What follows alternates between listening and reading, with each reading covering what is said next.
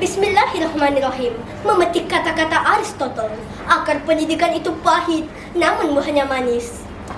Sekalang apresiasi kepada sang peneraju acara, saf kehakiman yang bertunjangkan saksama, tip-tip kehormat yang berkarisma, para pendidik anak bangsa, seterusnya hadirin yang sudi melapangkan masa. Assalamualaikum warahmatullahi wabarakatuh, dan salam Malaysia Madani. Pendidikan cemerlang, bangsa gemilang.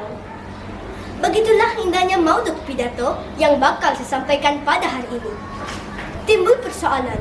Pertama, apakah langkah-langkah yang telah Kementerian Pendidikan Malaysia lakukan dalam menjulang prestasi pendidikan negara?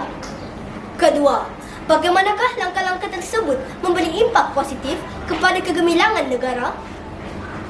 Maka, dua indikator bernas bakal saya layangkan sebagai jawapan. Pertama, kualiti guru dimartabat, tunjang prestasi meningkat.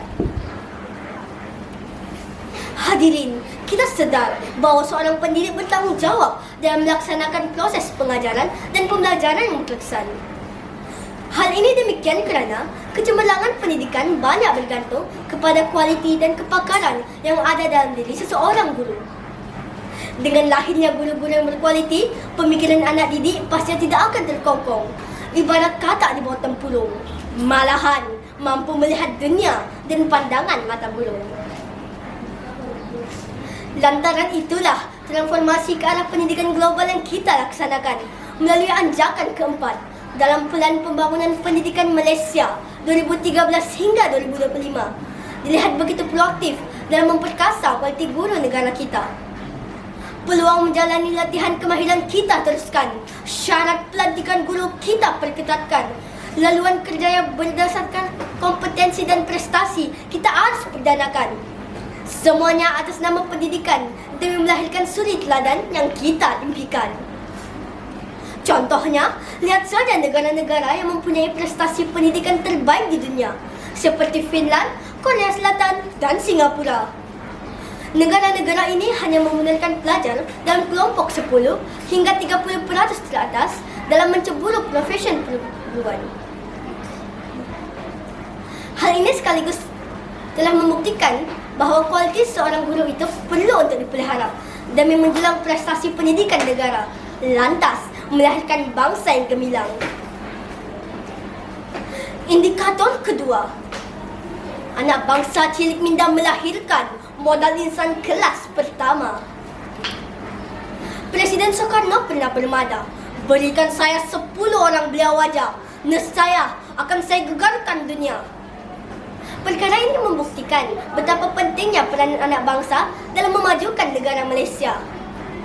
Tanpa adanya anak didik yang mempunyai prestasi pendidikan yang cemerlang, sudah pasti negara kita tidak mampu untuk menjadi gemilang. Hal ini demikian kerana anak bangsa cilik minda pada era ini merupakan golongan yang bakal mewarisi tampuk kepimpinan tanah air dan bertanggungjawab untuk memastikan keharmonian negara terus mengalir. Usaha ataupun langkah yang telah dilaksanakan oleh Kementerian Pelajaran Malaysia dalam menjulang prestasi pendidikan negara melalui pengekalan kualiti guru berterusan dan penggunaan ICT dalam pendidikan dilihat mampu melahirkan modal insan kelas pertama. Falsafah pendidikan kebangsaan mentakrifkan modal insan kelas pertama sebagai pelajar yang seimbang dari segi jasmani, emosi, rohani, intelek dan sahsia. Akhirnya, modal insan kelas pertama pastinya akan menyumbang kepada kegemilangan negara